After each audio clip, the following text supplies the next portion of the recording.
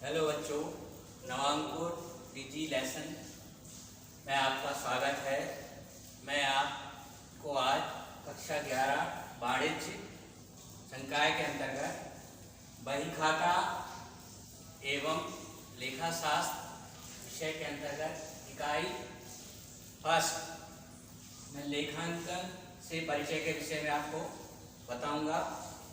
इसके पहले 2 वीडियो में आपको बहुत सारे प्रश्नों के उत्तर बता दिए गए हैं, बहुत सारी चीज़ें इसमें आपको बता दी गई हैं। उससे आगे की बात आज मैं यहाँ करता हूँ। तो सबसे पहला मेरा बिंदु है लेखांकन की शाखाएं कौन कौन सी होती हैं। बच्चों, मूल रूप से लेखांकन की 3 शाखाएं होती हैं। पहली है वित्तीय लेखांकन, दूसरी है लागत लेखांकन, तीसरी है प्रबंधकीय लेखांकन। अब तीनों के विषय में जानिए। पहली है वित्तीय लेखांकन। इस शाखा के अंतर्गत व्यापारी अपने व्यापार में होने वाले वित्तीय लेन देनों को, वित्तीय सौदों को, जिनको हम मुद्रा में माप सकते हैं, उनको लिखता है। लिखने के बाद उनसे वित्तीय विवरण तैयार करता है। वित्तीय विवरण से तात्पर्य हो गया कि वो साल के अंत में ये पता करता है कि मुझे लाभ हुआ कि हानि, और मेरे व्यापार की आर्थिक स्थिति कैसी है। ये चीज़ें इस शाखा के अंतर्गत आती हैं। तो जितने भी व्यापारी होते हैं वो वित्तीय लेखांकन का काम तो करते ही करते हैं। सभी व्यापारियों का वित्तीय लेखांकन का काम होता है। दूसरी है लागत लेखांकन। बच्चों, लागत लेखांकन की वह शाखा है जो उत्पादक इकाइयां होती हैं, जो कंपनियां, जो उत्पादक इकाइयां वस्तुओं का निर्माण करती हैं, वो उत्पादक इकाइयां इस शाखा का उपयोग करते हैं। वो इकाइयां प्रत्येक वस्तु की लागत पता करती हैं कि प्रत्येक वस्तु की बनाई जाने वाली प्रत्येक वस्तु की लागत कितनी आएगी, ये देखती है इसके, क्योंकि लागत के आधार पर ही वस्तु का विक्रय मूल्य निर्धारित किया जाता है। इस इकाई के अंतर्गत उत्पादक इकाइयां प्रत्येक यूनिट, प्रत्येक वस्तु पर आने वाली लागत का अध्ययन इस लेखांकन के अंतर्गत किया जाता है, जिसका उपयोग वही इकाइयां करती हैं, वही व्यापारिक संस्थान करते हैं जहां उत्पादन का काम होता है। और इसके माध्यम से ये पता कर लेते हैं कि प्रत्येक वस्तु या प्रत्येक इकाई की लागत कितनी है, क्योंकि लागत जितनी कम होगी उतना ही वस्तु का विक्रय मूल्य भी स्वाभाविक रूप से कम होगा। तो वस्तु के विक्रय मूल्य का निर्धारण करने में ये शाखा बहुत उपयोगी होती है। तीसरी है प्रबंधकीय लेखांकन। बच्चों, आज के समय में प्रबंधकीय लेखांकन का बड़ा महत्व है। प्रबंधकीय लेखांकन व्यवसाय से जुड़ी हुई अन्य चीज़ों की सूचनाओं का प्रबंधन कहाँ से किया जाए, अन्य सूचनाएं हमें कहाँ से मिले, आदि बातों का इसके अंतर्गत अध्ययन करते हैं।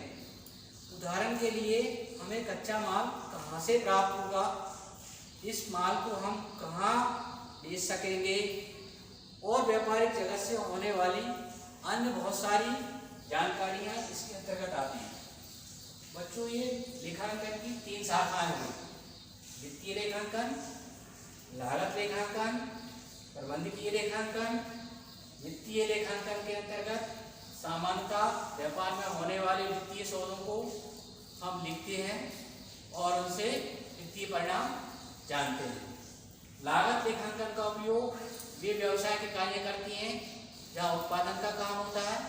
इसके माध्यम से प्रति यूनिट आने वाली लागत का पता किया जाता है। और प्रबंधकीय लेखांकन व्यवसाय के प्रबंध से संबंधित जितनी भी सूचनाएं होती हैं वो इस लेखांकन के अंतर्गत प्राप्त होती हैं। अगला बिंदु है लेखांकन सूचना के गुणात्मक तत्व कौन से होते हैं।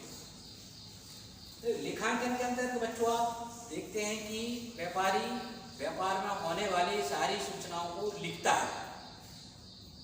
लेखांकन के नियम के अनुसार सारे जितने भी वित्तीय सौदे उनको सबको लिखता है और वो 8 चरण में खत्म हो जाते हैं। जो पहले बताया लेखांकन के 8 चरण आपको बताए गए वो लिखें। बट वो संख्यात्मक रूप में होते हैं। संख्यात्मक मान के रूप में हमें पता चलते हैं कि 10,000 है, 20,000 है, 15,000 है, ये सारी चीज़ें उसके अंतर्गत। और इसके साथ साथ ये लेखांकन के अंतर्गत ये बात का होना भी जरूरी है कि उसमें ये गुणात्मक रूप से वो ठीक है या नहीं। तो लेखांकन में गुणात्मक रूप से कौन कौन से तत्व होना चाहिए वो देखो। 4 है। पहला है विश्वसनीयता, दूसरा बोधगम्यता, तीसरा संबद्धता या अनुरूपता, और चौथा है तुलनात्मकता। अब विश्वसनीयता का क्या तात्पर्य? लेखांकन में हम जो भी काम कर रहे हैं वो कैसा होना चाहिए? विश्वसनीय होना चाहिए। लेखांकन का कोई भी काम हमने जो किया है वो हम किसी को बताएं या कोई देखे तो सहजता के साथ उस पर वो विश्वास कर ले। और विश्वास कब होगा? जब आपने जो लेखांकन का काम किया है वो सच्चा होगा, सही होगा, पूर्ण होगा, और उसको आप विभिन्न प्रमाणकों के माध्यम से उसको सिद्ध कर सकें कि जो इसमें लिखा है वो सही है। तो पहला तत्व हो गया विश्वसनीयता। तो जो भी अकाउंटेंट, लेखापाल लेखांकन का काम करता है तो इस तत्व को उसको ध्यान में रखना होता है कि उसमें दी गई सारी जानकारी विश्वसनीय होना चाहिए। दूसरा है बोधगम्यता। बोधगम्यता का शाब्दिक अर्थ होता है उसका अर्थ ग्रहण करना, अर्थ समझ में आना। बोधगम्यता के अंतर्गत ये बोधगम्यता का तत्व ये बताता है कि लेखांकन में दी गई जानकारी इतनी सरल होना चाहिए, इतनी सरल होना चाहिए कि जो व्यक्ति लेखांकन के नियम या शब्दों के विषय में भी नहीं जानता है तो वो भी लेखांकन सूचनाओं को आसानी से समझ सके, पढ़ सके।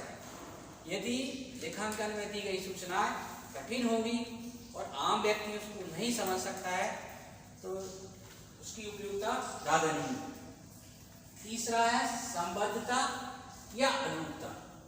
लेखांकन का तीसरा गुणात्मक तत्व ये बताता है कि लेखांकन में हमने जो काम किया है वो उसके उद्देश्यों के अनुरूप होना चाहिए, उद्देश्यों से उसका संबंध होना चाहिए। मतलब जिस उद्देश्य को लेकर के हमने लेखांकन का काम किया है उसी के अनुरूप वो होना चाहिए। चौथा है तुलनात्मकता। लेखांकन सूचना के गुणात्मक तत्व का चौथा बिंदु है तुलनात्मक।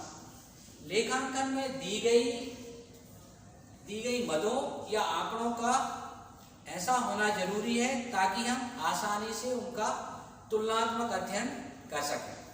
हम अपने व्यापार का चालू वर्ष के आंकड़ों की तुलना गत वर्ष से कर सकें, या एक व्यापारी के आंकड़ों की तुलना दूसरे व्यापारी के आंकड़ों से कर सकें। जब हम तुलनात्मक अध्ययन करेंगे तो हमें अपने व्यापार की कमियों और खूबियों के विषय में जानकारी मिलेगी, तभी हम आगे बढ़ पाएंगे। ये 4 तत्वों का होना जरूरी है। पहला है विश्वसनीयता। आंकड़े कैसे होने चाहिए? विश्वसनीय होने चाहिए। और विश्वसनीय आंकड़े तभी होंगे जब पूरे होंगे, सही होंगे, उनके लिए कोई प्रमाण होंगे, प्रमाण के आधार पर आपने उनको लिखा होगा, ये गुण होना चाहिए। बोधगम्यता का शाब्दिक होता है सरल। लेखांकन के आंकड़े बिल्कुल सरल होने चाहिए। एक साधारण से साधारण व्यक्ति जिसको लेखांकन के नियम या शब्दावली का ज्ञान भी नहीं है तो भी वो आसानी से उनको समझ सके। संबद्धता और अनुरूपता का अर्थ है कि लेखांकन में दिए हुए जो आंकड़े हैं वो उनके उद्देश्यों के अनुरूप होना चाहिए। जिस उद्देश्य हम लेखांकन का कार्य कर रहे हैं उन उद्देश्यों की पूर्ति करता हो। और आंकड़े कैसे होने चाहिए? तुलनात्मक होने चाहिए। अर्थात गत वर्ष के आंकड़ों की तुलना हम चालू वर्ष के आंकड़ों से कर सकते हैं, या एक व्यापारी के आंकड़ों की तुलना दूसरे व्यापारी के आंकड़ों से कर सकते हैं। जब तक तुलनात्मक अध्ययन नहीं होगा तो फिर वो उतना उपयोगी नहीं। अब अगला बिंदु है लेखांकन की शब्दावली। शब्दावली के अंतर्गत बच्चों बहुत सारे शब्द हैं। मैं आपको धीरे धीरे करके सारे शब्दों के विषय में कि कोई भी विषय का हम ज्ञान प्राप्त करते हैं, उस विषय का ज्ञान प्राप्त करते समय उस विषय से जुड़े हुए शब्दों का हमें अर्थ पता होना चाहिए कि उनका अर्थ क्या होता है, तभी हम उस विषय का पूर्ण ज्ञान और सच्चा ज्ञान प्राप्त कर सकते हैं।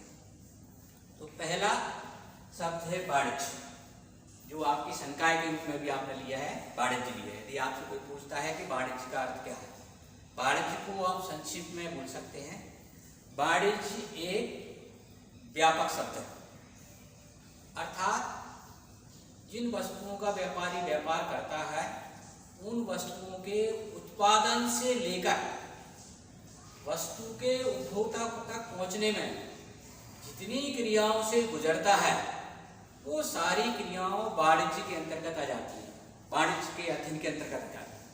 इसलिए वाणिज्य को व्यापक शब्द कहा जाता है। तो अब वस्तु का उत्पादन होता है और उपभोक्ता तक पहुंचने में कितनी इकाइयों से गुजरता है, कितनी क्रियाओं से गुजरता है, वो सारी क्रियाओं का अध्ययन हम इसके अंतर्गत करते हैं, इसलिए वाणिज्य कहा जाता है। दूसरा शब्द है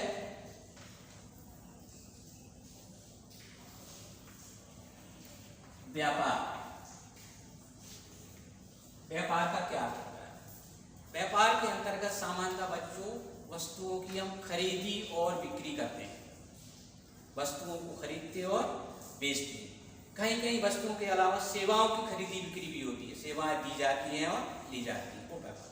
व्यापार वैधानिक होना चाहिए, जैसे किराने का व्यापारी किराना खरीदता और बेचता है, सोने चांदी का व्यापारी सोना चांदी खरीदता और बेचता है, ये उसका व्यापार कहलाएगा। LIC एजेंट बीमा पॉलिसी बेचता है, वो उसका व्यापार कहलाएगा। तीसरा व्यवसाय। वाणिज्य की तरह व्यवसाय भी एक व्यापक शब्द है। इसके अंतर्गत भी वे सारी वैधानिक क्रियाएं आती हैं जो लाभ कमाने के उद्देश्य से की जाती हैं। व्यापारी अपनी जीविका उपार्जन के लिए कोई ना कोई काम करता है, वो सारे काम व्यवसाय के अंतर्गत आते हैं। जैसे वस्तुओं का खरीदना बेचना व्यवसाय है, बीमा एजेंट बीमा का काम कर रहा है, व्यवसाय है। बैंक ग्राहकों से लोन लेती है, उनसे डिपॉजिट लेती है, वो व्यवसाय है। दूसरी उत्पादक इकाई वस्तुओं का उत्पादन करके बेचती हैं, वो व्यवसाय है। एक व्यक्ति नौकरी कर रहा है, वो भी व्यवसाय के अंतर्गत ही आता है। इस तरह से व्यवसाय को व्यापक शब्द के रूप में जाना जाता है। ऐसा कोई भी वैधानिक कार्य जो लाभ कमाने के उद्देश्य से किया जाए वो व्यवसाय के अंतर्गत आता है।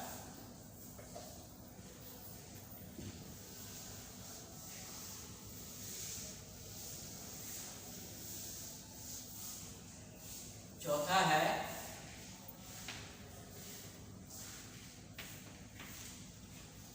पूंजी।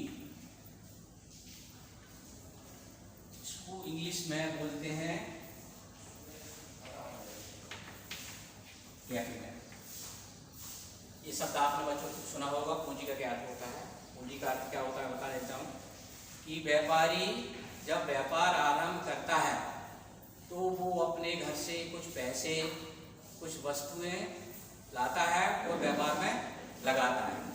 ये सारी वस्तुएं और जो पैसा उसने व्यापार में लगाया है इसको पूंजी के नाम से जानते हैं। और मैं उदाहरण से आपको बता देना चाहता हूँ। जैसे मान लीजिए मैंने किराने का काम शुरू किया और मेरे पास घर में 1 लाख रुपए थे। 1 लाख रुपए मैंने अपने व्यापार में लगा दिए और व्यापार करने के लिए कुछ मेरे पास फर्नीचर भी था 10,000 रुपये मूल्य का, वो भी मैंने लगा दिया है। और मेरे पास एक ऐसी मशीन दी थी जो मेरे व्यापार में काम आने वाली थी 20,000 की, वो भी लगा दिए। इस तरह से मैंने 1 लाख रुपए नगद लगाए, 10,000 रुपये का मैंने फर्नीचर लगाया, 20,000 रुपये की एक मशीन लगाई, तो टोटल हो गया 1,30,000। तो व्यापार शुरू करते समय मैंने 1,30,000 रुपये की पूंजी लगाई। सामूहिक रूप से इन सारे तीनों अंकों के योग को हम पूंजी के रूप में जानते हैं। लाभ होने से पूंजी बढ़ती है, हानि होने से पूंजी घटती है। जैसे जैसे व्यापारी लाभ कमाता जाता है और पूंजी का हिस्सा बढ़ता जाता है, लाभ होता है तो पूंजी में जोड़ते चले जाते हैं और हानि होती तो उससे पूंजी में से घटा दिया जाता है। अर्थात धन कमाने के उद्देश्य से, लाभ कमाने के उद्देश्य से व्यापारी अपने घर से जो भी नकदी जो भी वस्तु है, चाहे वो किसी भी रूप में इनका उपयोग व्यापारिक कार्य के लिए होना है, वो सारी वस्तुओं का मूल पूंजी के नाम से जाना जाता है। ये शब्द बार बार आएगा आपके लिए कि पूंजी क्या होती है। 5वां है आहरण।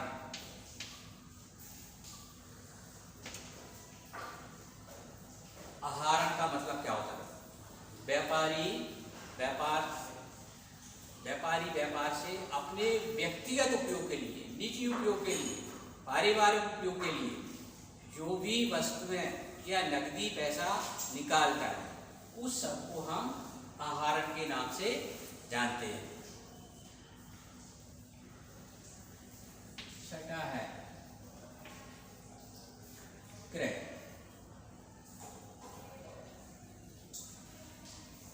व्यापारी जिन वस्तुओं को खरीदता है, बेचने के उद्देश्य से खरीदता है, उन सारी वस्तुओं को हम क्रय कहते हैं। जैसे किराने का व्यापारी किराने की वस्तुएं खरीदता है और फिर उनको बेच देता है, तो इनको क्रय के रूप में जानते हैं, इसलिए उसको परचेज बोलते हैं। बच्चों यहाँ ये बात ये ध्यान रखना है कि व्यापारी और दूसरी ऐसी चीज़ें भी खरीदता है जिनको वो बेचता नहीं है, बेचने के लिए नहीं होती, वो केवल व्यापार में उपयोग करने के लिए होती है। उन वस्तुओं को हम क्रय नहीं बोलेंगे। जैसे व्यापारी अपने व्यापार में उपयोग करने के लिए मोटरसाइकिल खरीदता है तो उसको क्रय नहीं बोला जाएगा। कोई दूसरी मशीन खरीदता है तो उसको क्रय नहीं बोला जाएगा, तो वो उपयोग के लिए बेचने के लिए। यहाँ क्रय का तात्पर्य है कि जो वस्तु पुनः बेचने के लिए खरीदी गई, ऐसी सारी वस्तुओं को हम क्रय बोलते हैं। क्रय दो तरह का होता है, नगद क्रय और उधार क्रय। जो नगद पैसा देकर खरीदते हैं वो नगद क्रय कहलाता है। जिसके लिए हमने पैसा अभी मूल्य नहीं चुकाया है उसको उधार क्रय के नाम से जानते हैं। उदाहरण के तौर पर एक सोने चांदी का व्यापारी सोना चांदी खरीदता और बेचता है, तो यहाँ सोना चांदी खरीद रहा, क्रय कहलाएगा। बट उसने अपने व्यापार में उपयोग के लिए एक पंखा खरीदा है, तो पंखे को क्रय नहीं बोला जाएगा। सातवां है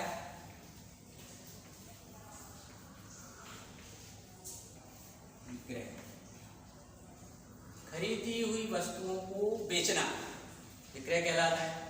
जो वस्तुएं उसने खरीदी थी और उनको वो बेच देता है, अर्थात लाभ कमाने के उद्देश्य से खरीदी हुई वस्तुओं को बेचने का विक्रय कहलाता है। सोना चांदी उसने खरीदा विक्रय कहलाएगा, जब उसको बेचेगा तो विक्रय कहलाएगा। साल भर में जितना माल बेचते हैं उसको सकल विक्रय बोलते हैं, कुल टर्नओवर के नाम जानते हैं। ये भी दो तरह का होता है, एक नगद, दूसरा उधार। आठवां है माल, इंग्लिश में इसको गुड्स बोलते हैं। इसको ध्यान से देखें, माल से क्या तात्पर्य होता है? व्यापारी जिन वस्तुओं का व्यापार करता है उन सारी वस्तुओं को माल के नाम से जाना जाता है। जैसे किराने के लिए, व्यापारी के लिए किराने की वस्तुएं माल कहलाएंगी, सोने चांदी के व्यापारी के लिए सोना चांदी माल कहलाएगा, अनाज के व्यापारी के लिए अनाज माल कहलाएगा। कोई व्यापारी फर्नीचर खरीदता बेचता है तो फर्नीचर उसके लिए माल कहलाएगा। कोई व्यापारी मोटरसाइकिल खरीदता बेचता है तो वो मोटरसाइकिल माल कहलाएगा। तो माल के अंतर्गत ये सारी वस्तुएं आती हैं जो पुनः विक्रय के उद्देश्य से खरीदी जाती हैं। यहाँ एक बात ध्यान देने योग्य है कि जैसे मान लीजिए एक व्यापारी मोटरसाइकिल खरीदता और बेचता है, तो जो उसने मोटरसाइकिल खरीदी वो क्रय कहलाएगी और जो उसने बेची विक्रय कहलाएगी। सामूहिक रूप से माल कहेंगे। लेकिन एक उसने एक मोटरसाइकिल ऐसी खरीदी जो बेचने के लिए नहीं है, केवल व्यापार में उपयोग करने के लिए करता है, तो वो उसको माल नहीं कहेंगे। उस मोटरसाइकिल को मोटरसाइकिल के नाम से ही जाना है, ना वो क्रय कहलाएगी और ना ही माल कहलाएगी। ये परिखाते का सिद्धांत कहता है माल केवल हम उन्हीं वस्तुओं को मानते हैं जो पुनः बेचने के लिए की जाती है। आठवां है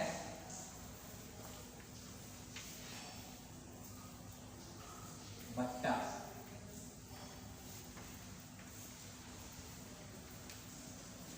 बट्टे से क्या तात्पर्य होता है? जब व्यापारी माल खरीदता और बेचता है, खरीदते और बेचते समय बेचने वाला व्यक्ति खरीदने वाले व्यक्ति को मूल्य में कुछ कमी कर देता है, उस कमी को बट्टा या डिस्काउंट के नाम से जानते हैं।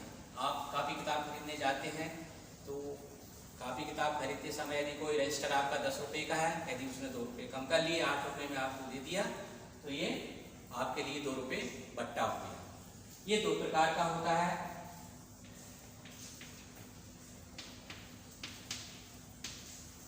व्यापारी बट्टा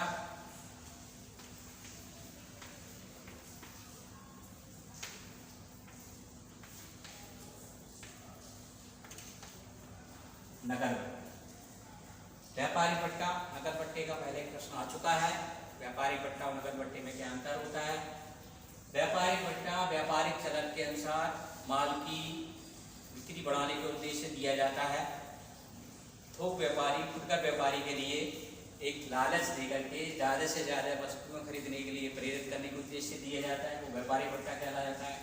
और जब हम माल बेच देते हैं और बेचने के बाद उस माल का भुगतान मूल्य प्राप्त करने के लिए हम उसको कुछ लालच देते हैं, रियायत देते हैं भुगतान किए जाने वाले मूल्य, उसको नकद भट्टा के रूप से नाम से जाना जाता है। व्यापारिक भट्टे को उदाहरण के रूप से अपन समझते हैं, यदि मैं 1 लाख की वस्तु आपको बेच रहा हूँ और 10,000 रुपये आपको व्यापारिक भट्टा दे रहा हूँ, अर्थात 1 लाख रुपये मूल्य की वस्तु मैं आपको 90,000 में दे रहा हूँ। बट मैंने आपको शर्त लगा दी कि आप यदि 2 लाख की वस्तु में खरीदोगे तो मैं 25,000 रुपये कम कर दूंगा। 1 लाख का आप माल खरीद रहे हैं तो आपको 10,000 रुपये मूल्य कम हो रहा है। यदि मैंने शर्त लगा दी कि आप 2 लाख रुपये का माल खरीदेंगे तो आपको 25,000 रुपये कम कर दूंगा। तो यहाँ आप देख रहे हैं कि पहले 1 लाख पर 10,000 रुपये का भट्टा मिल रहा है, अगले 1 लाख पर वो 15,000 का भट्टा दे रहा है, टोटल मिलाकर 25,000 रुपये। तो यहाँ व्यापारी का उद्देश्य वस्तुओं का ज़्यादा से ज़्यादा विक्रय करना, और व्यापारी जितना ज़्यादा से ज़्यादा माल खरीदता है उस हिसाब से व्यापारिक भट्टे का मूल्य या व्यापारिक भट्टे की दर बढ़ती चली जाती है। तो व्यापारिक भट्टा देने का उद्देश्य वस्तुओं के विक्रय को बढ़ाने का उद्देश्य होता है, और नकद भट्टे का उद्देश्य होता है कि जल्दी से जल्दी भुगतान करना। जैसे मैंने आज आपको 1 लाख रुपये का माल उधार बेचा और कहा कि आप 1 महीने बाद ये मुझे पैसे लौटा देना। यदि आप 1 महीने बाद पैसे लौटाएंगे तो आपको 1 लाख रुपये ही देना होंगे। मैंने आपको शर्त लगा दी कि यदि ये पैसे मुझे आज ही दे दें या 2 दिन बाद दे दें तो मैं 2% इसमें से कम ले लूँगा। 1 लाख रुपये पर 2% 2,000 रुपये हो गए, अर्थात आपको 98,000 रुपये का ही भुगतान करना होगा।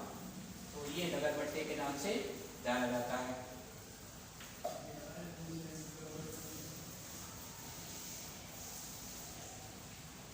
दसवां है